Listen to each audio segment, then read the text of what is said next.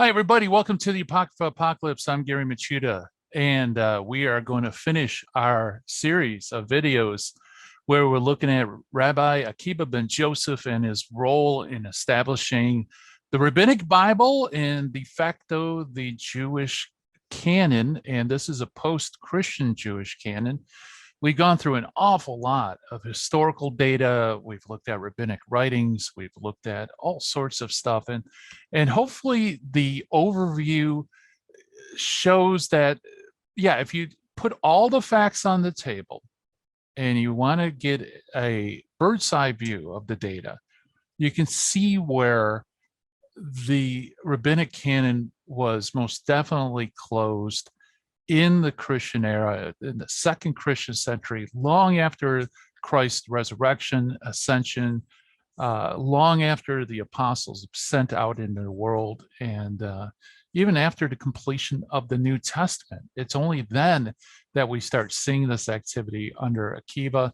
We've talked about Akiba's role in redefining Judaism, starting Rabbinic Judaism, which is different from what we see in the New Testament in terms of it being a cultic religion, a temple-based religion. We've seen how he supported a de facto false Messiah. And we also showed how he was also involved in establishing an authoritative official text for Rabbinic Judaism from amongst several other texts that were in circulation.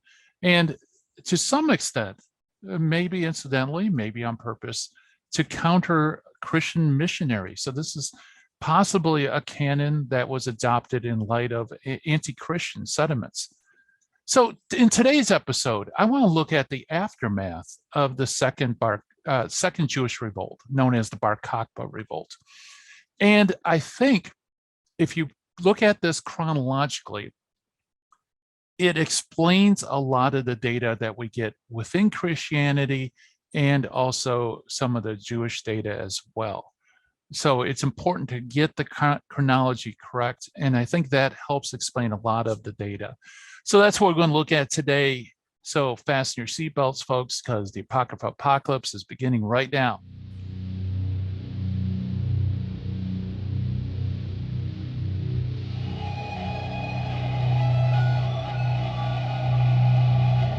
All right, so for convenience sake, I put together this chart, which is a chronological chart of important events, just to summarize what's been going on in the series and to go beyond the date that we've been looking at.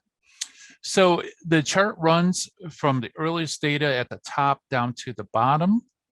And I try to, like I said, give you all the different pieces to the puzzle. And hopefully this will show how I believe they all fit together. So beginning prior to the end of the first Jewish revolt, we've talked about how in Judaism, there was a multitude of different sects. There are many different Judaisms, if you will. There's the Pharisees, which were divided into school of Shammai, school of Hillel, Sadducees, Zealots. You had the Essenes. You had other groups as well. You had the Jews in the diaspora. And of course, you have the Christians. And all these sects, like I said, they all believe that they were the most authentic expression of Judaism. And they also, we know that several of these sects had their own collection of sacred writings that didn't match others. For example, the Sadducees apparently held on to the first 5 books of the Bible, the books of Moses, and that's it. The Pharisees weren't even united on which books were acceptable. They, like I said, the two schools were split. All of that takes place before the first revolt. The first revolt was led by the Zealots. We talked about that. It culminates with the destruction of the temple in Jerusalem in AD 70, and the first revolt collapses a few years later in AD 73 with the holdout in Masada.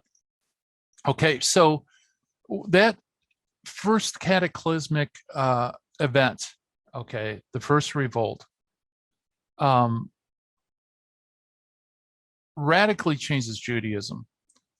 And the only groups to emerge from the disastrous revolt that failed intact and even empowered in some ways were the Pharisees and the Christians. Other groups may have survived for a short time, but their power was greatly diminished and eventually disappeared. So it's really here that the Pharisees begin to play a dominant role in what later would become Judaism that we know today. And that's after the first revolt. And of course, the Christians also survived the revolt, not only intact, but empowered, because as we've seen in previous videos, Jesus actually prophesied the destruction of the temple. And because of it, Christians were able to escape much of the destruction that occurred. And so it's roughly from 73 to 100. Most scholars believe somewhere within this general area, we were having, and actually even earlier than that, there were some Jews were trying to stabilize a particular Hebrew text that later becomes the Hebrew MT, which is the Hebrew text that rabbis use today and Protestants and scholars will refer to as the Hebrew text. So even that was, the text wasn't solid. It was becoming more and more stabilized. By the time you get to the turn of the first Christian century, the MT reaches pretty much its own stabilizing point. And it's also during this period from 100 to 132 AD that we have an adoption of a single text. And this is done by Rabbi Akiba, or at least under the auspices of Rabbi Akiba, while he was a mover and shaker within the school of Jamnia. We talked about that and how Jamnia became the Sanhedrin for Judaism after the first revolt. And we showed how many different lines of evidence show that there was this adopted standard. For example, it's coming out of Akiba that we have the Aquila translation, a Greek replacement for the Septuagint that is very, very literalistic and very much in tune with the MT, the Hebrew MT. You also have the Targum Onkelos for Aramaic-speaking Jews. The Onkelos also has Akiba's fingerprints in it, theologically speaking. And again, very strict for this new standard. And it's also during this period that the multitude of different Hebrew texts that were in circulation that weren't aligned with the MT disappear. And there could be several reasons for that. It could be that the first revolt somehow or other ended up with the destruction of all these texts except for the one that survived. I personally think that's not very likely that could occur. What I think happened is the same thing that happened with the oral tradition, is that since one text was adopted as the official version, and this is done by Akiba between 100 and 132 AD, that became copied. And so the others just disappeared with neglect. And the same thing's true with the oral traditions that were passed on, where Akiba writes down some oral tradition. The other oral traditions that were in circulation just disappeared. Why? Because everyone's following the official one that's written down. You also have, during this period between 100 and 132, discussions in rabbinic literature, a lot of discussions about the sacredness of text, and quite explicitly whether or not they're inspired. And that includes discussions about whether or not the Gospels and the books of the Minim defile the hands. There's also discussions about Ecclesiastes, Song of Songs, Esther, which is very interesting because those three books seem to be the ones that the school of Shammai did not believe were sacred. And what I believe happens during this period is the single Hebrew text is adopted as a standard. Akiba uses that standard in order to give his rulings or halakha or teachings based on all these eccentricities within the actual physical text of the MT. So it appears that his rulings are actually coming from Scripture, when in fact he's just reading things into these oddities within the text. Everything that was in the text was affirmed as sacred. Everything that's outside of the text is denied that it's sacred. And so a norm's established, okay? And this is 100 to 132 AD, which is right on the eve of the second Jewish revolt, the Bar Kokhba Revolt, which was led by a false messiah, Simon Bar Kokhba, who was basically affirmed by Rabbi Akiba as the one prophesied in Numbers. The idea was he was going to rebuild a temple and rule as Messiah king. However, the second revolt fails, and it fails miserably. Although it was very popular and apparently enjoyed widespread support even by pagans, there was one Jewish group that refused to join in the Bar Kokhba Revolt, and that were Christians, because obviously they're not going to join a false messiah in a revolt. That would be to repudiate Jesus as Messiah, and that's a line that they wouldn't cross. And so there was Christians were no longer just looked at as heretics, they were also probably looked at as seditious as well. And that could also affect why you have this standard adopted. I'm not saying it's the only reason, but it could have played into this, because at the time, as you know, Christians were using the Septuagint, a Greek translation of the Old Testament scriptures, pre-Christian Jewish translation at that. And that's what's used as the preferred text in the New Testament. And that's what's used by the early church fathers afterwards as well. And this was widely used within Judaism in the first century and even after the first century. The diaspora, the Jews outside of Judea who spoke Greek, used it. And even there was a sizable Greek-speaking population within Judea and Jerusalem who likely still used the Septuagint. Hence the need for Akiba to provide a Greek language replacement that's in line with the MT, so that he can use his interpretive method and it could be seen in Greek as well as in Aramaic and the Targums. Okay, so the second revolt, the Bar Kokhba Revolt, we haven't really talked much about the aftermath of this revolt. It is utterly devastating because the Romans basically had it. They were persecuting the Jews after the first revolt. The Jews really, with the destruction of the temple, there was all sorts of things that the Romans did to antagonize the Jews. After the second Bar Kokhba Revolt, as it's known, this unleashes a horrible persecution upon Judaism. Circumcision is forbidden. You were not allowed to teach the law.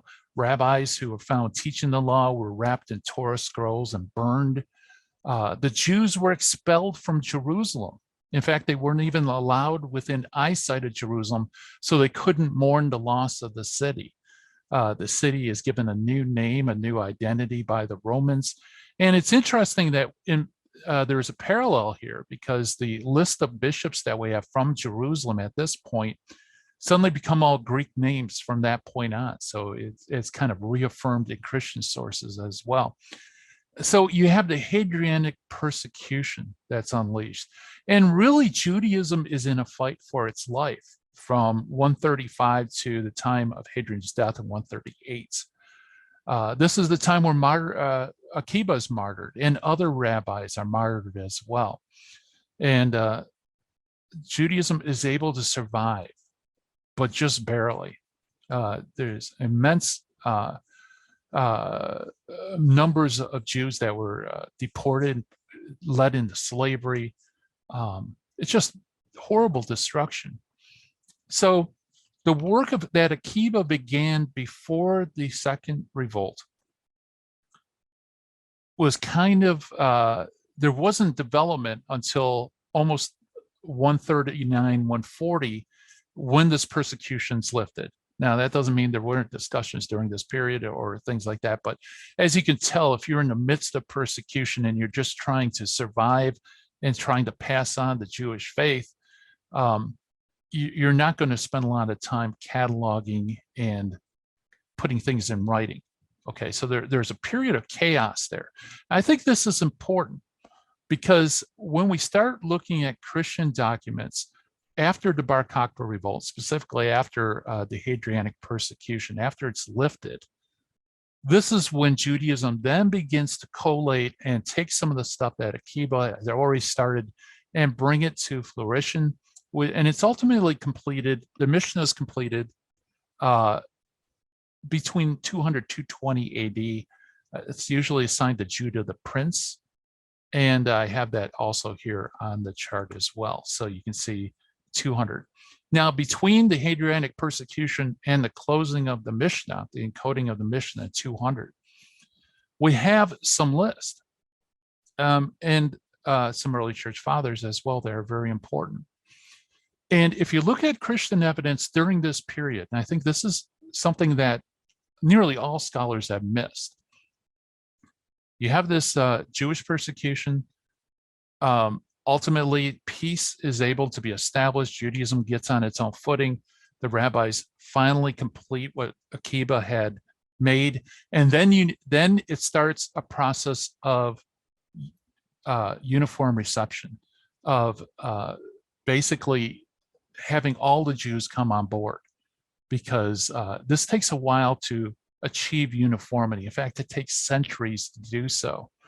So it isn't like there's a decision and then complete uniformity. Even today with the internet, you don't have complete uniformity everywhere instantaneously. It takes time to achieve uniformity. And without this, and especially with the persecutions and everything, it takes a while before the norm set under Kokbha becomes uniform throughout Rabbinic Judaism. Okay. And I think case in point, you look at the early church fathers here. For example, you have Justin Martyr, who dies in 165 AD. Justin writes a dialogue that he has with Trypho the Jew. This is usually dated sometime around AD 150. So this is not long after the end of the Bar Kokhba Revolt. It's within living memory. And there's a couple of things that's interesting about Justin Martyr in regards to the canon. First is dialogue with Trypho. He says that he's only going to quote from texts that Trypho's teachers, his rabbis, have deemed authentic. Okay, only the text that they accept. So there's a recognition by Justin Martyr that Trypho does not hold on to the same canon that he does. And indeed, the canon that he has is missing some text. But when you look at which text he points out, Justin Martyr doesn't seem to be quite sure exactly which text it is. In fact, he thinks that it may have been the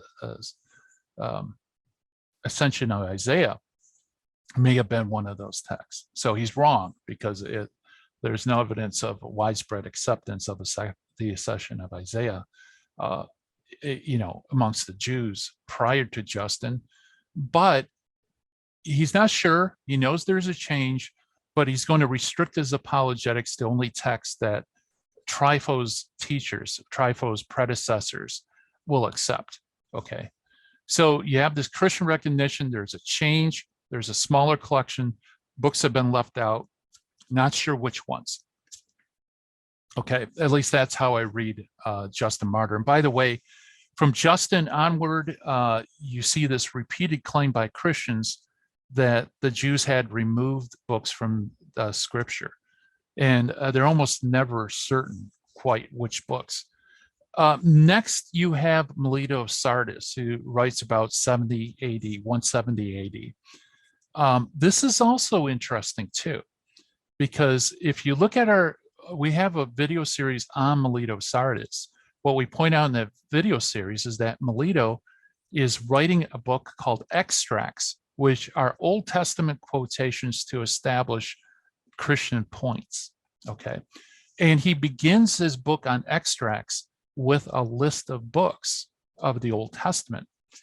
Now, why? Well, because if you're going to do apologetics with the Jews, you need to find out which books they accept as authoritative.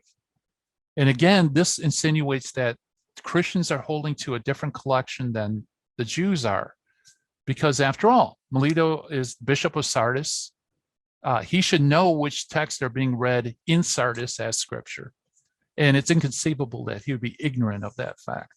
So he's not producing a Christian list. Rather, he, again, is trying to find out what exactly is the official list. And apparently, Onesimus, his friend, had requested from him, what are the books? What are the books that we can use in zeal for the faith to share the faith? And that's what his list represents. So he has to go to the Holy Land in order to get the answer, which is very interesting. Why would he travel to the Holy Land? There were synagogues between Sardis and the Holy Land. Why didn't he consult a neighboring synagogue? In fact, there most likely was a very large synagogue in Sardis around the time of Melito. Why not just knock on the door and ask the next door rabbi? Why does he travel? Well, that's a good question. Could it be that this norm hadn't been established? Maybe the synagogue heard that there was an official text and they weren't quite sure what that official text was. I mean, given it's 170 AD, given the Bar Kokhba Revolt, the persecution ends in 138 AD, I think that explains why he had to travel to the Holy Land. Then next on our list is the Bryanos List. By the way, I put a question mark here because the dating is not quite sure. It could go as far back as Epiphanius, could be a later list, or it could be an earlier list. It's basically a list of Old Testament books in Aramaic. And I think it could be 2nd century, simply because if what we've seen so far with Justin Martyr and Melito, that the Christians are aware that there's been a change, that Jews do not accept the same collection that Christians do in terms of sacred text. And we need to find out what that is in order to evangelize. And even that norm that was set by Kokbha certainly hasn't reached uniformity throughout all of Judaism. It makes sense that this book would be, that the Bryanos List could be 2nd century. It certainly fits in well with Melito Sardis's list. Although it does have some affinity with Epiphanius, so not quite sure the exact dating, but nevertheless, again, we have a Christian attempt to try to ascertain, okay, which books are part of this new normative collection. You also have Tertullian, who doesn't produce a list, but Tertullian's interesting. He wants to include First Enoch, interesting enough. Although he's aware that the Jews never accepted First Enoch.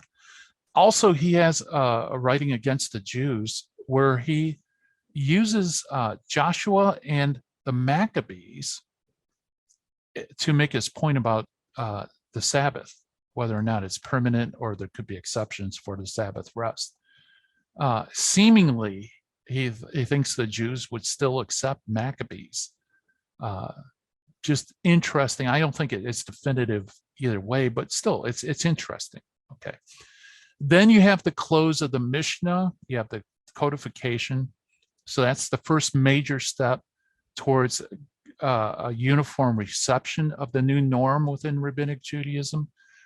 Interesting enough, right around the close of the Mishnah, we have a Berita. Baba Bathra comes out. This is the one that you always hear. It's from rabbinic literature. It actually gives a list of Old Testament books that it corresponds to the list that later Rabbinic Judaism uniformly accepts. So that's the first biggie as far as showing some sort of standardization. This is out of Babylon.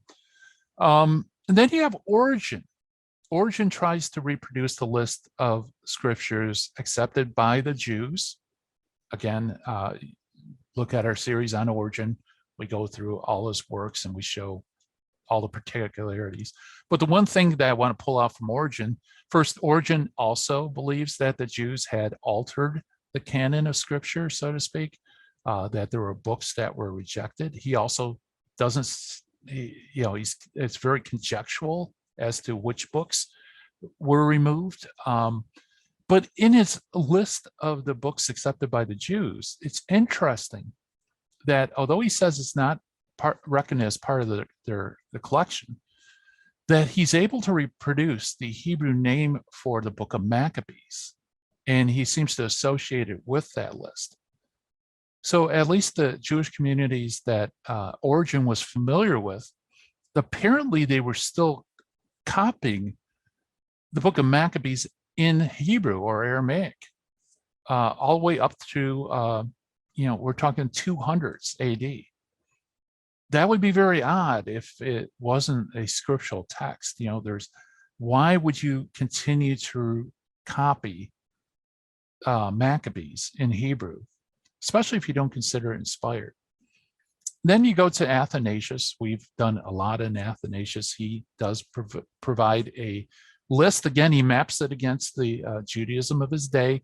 I believe the 39th letter, he's actually making a distinction and stipulating which books can be used for evangelism against the Jews and which ones are for in-house use that you really can't use for evangelism. That's why I believe the 39th letter to be. But even here, the books that he lists as canonical, those that are canonized, you'll notice that he includes the book of Baruch and the epistle of Jeremiah, which are deuterocanonical texts, and he omits deliberately the book of Esther. Okay. So again, very interesting that in Athanasius' day, there still seems to be some doubt in regards to Esther, the book of Esther. And you have the deuterocanonical book of Maccabees being continued to be carried on and copied in Hebrew. When you move to Hilary of Poitiers, who largely is dependent upon Origen, Hilary says there's a 22 and the 24 book computation amongst the Jews. The 24 book computation includes Tobit and Judith. Interesting enough. So you still have some, apparently, from the Christian sources, when they're trying to reproduce what the rabbis accept, either they get it wrong or they get it right. And what we're experiencing here is really this uniformity hadn't been achieved yet in these particular areas. So Hilary's writing in Poitiers, so this would be part of the diaspora. So it could be that those two deuterocanonical books were accepted by the Jews in that area. So we don't see complete uniformity. Epiphanius is the next on the list. He actually produces 3 lists, 2 complete lists, 1 incomplete list. Again, trying to reproduce what the rabbis give. Epiphanius list, I believe, wisdom and Sirach as being in dispute amongst the Jews. So I'll have to double check on that, but I'm pretty sure that's what he says. So this is between 320 and 403. You still have some disagreements. Now he's writing, this is Epiphanius of Salamis, so he's writing from Salamis, that there's still, uniformity still hasn't been achieved throughout the diaspora in terms of the new normative text. And then, of course, you have Cyril of Jerusalem, who's right at the heart of where this that uniformity, the standardization began. He's able to reproduce the Jewish rabbinic canon, but he also believes that the Jews accept Baruch and the epistle of Jeremiah as well, interesting enough. And by the way, also Origen at least makes mention of perhaps the epistle of Jeremiah, or it could be Jeremiah, Baruch, and the epistle together. So there still isn't complete uniformity within even Cyril of Jerusalem's recognition that these are the books that the Jews use in his day. Then, of course, we have St. Jerome, who is, I think, a watershed in Christian history, where he actually calls anything that's outside of the Hebrew MT Apocrypha, and he denies the inspiration and so on. And even here, it's interesting because he notes in his preface to Tobit and Judith, first, both texts are still being quoted here in the 5th century, late 4th, early 5th. They're being quoted as in Aramaic, excuse me, they're being copied in Aramaic amongst the Jews. So the Jews apparently are still copying Judith, Tobit, Maccabees, Baruch. It's still being passed on. And in fact, he even says that it's part of that third division known as the Hagiographa or the writings. Interesting enough. Although they aren't accorded authority, the same authority as the others, nevertheless, they're still included within that third division, and they're still being copied in Aramaic in Jerome's day. Very interesting stuff. So again, I think this shows that, you know, there isn't perfect uniformity yet established, even here a couple of hundred years after Kokbha. But I think once you get to the time of Jerome and moving on till eventually you have the Talmudim, you know, you have the Babylonian Talmud coming to completion and Jerusalem Talmud, roughly 5th, 6th century, Christian century. That's essentially where uniformity is pretty much established.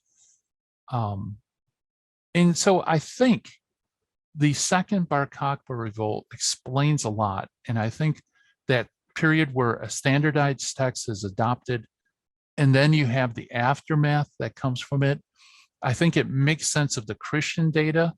It makes sense of this nagging suspicion that the Jews had altered the canon, that they're missing books, not really sure which books. You have the need for Christians to reproduce books, to know what are the books that the rabbis now accept. All of that tends to make all the early church fathers' writings coalesce into a coherent whole. But it only coalesces into a coherent whole if this chronological layout is solid.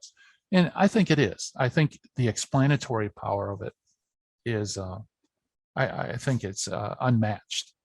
And I think it also helps us better appreciate the early list of the Christians that's often totally mischaracterized and misunderstood, even within academic circles.